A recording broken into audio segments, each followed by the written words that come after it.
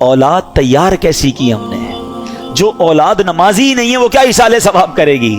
जो औलाद कुरान पढ़ने ही नहीं जानती वो क्या इसाले सवाब करेगी। जिस औलाद को नेकी करने का शौक ही नहीं है वो आपको कैसे इसाले सवाब करेगी। अगर बाप भी नमाजी था, बेटा भी नमाजी था, बेटी भी नमाजी थी, घर में कुरान खानी होती थी, रमजान के रोजे रखे जाते थे, शबे बारात और शबे जनाब कदर वगैरह बड़ी रातों में इबादतों का सिलसिला था, तो जब बाप मर भी जाएगा औलाद को याद आएगा आज बड़ी रात है, इबादत की रात है, चलो वालिद की कब्र पर चलते हैं, चलो उसे कुछ इसाले सवाब करते हैं, आज जुमेरात की रात है अब्बू को याद करते हैं। हमने औलाद कैसी तैयार की है ये सवाल बनता है। प्यारे आका फरमाते हैं कि जो अपने माँ बाप की तरफ से हज करे, माँ बाप की तरफ से तो हज अदा हो जाएगा, हज करने वाले को मजीद 10 हज का सवाब मिलेगा।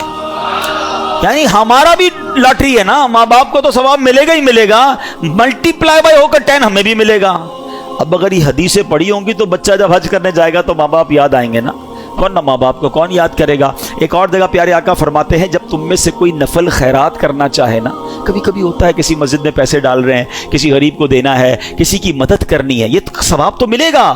आका फरमाते हैं अपने माँ बाप की तरफ से करें। क्या खूबसूरत शरीयत है, क्या प्यारी तालीमात है। सदका खैरात तो करना ही है ना, नियत कर लो ये माँ बाप की तरफ से है।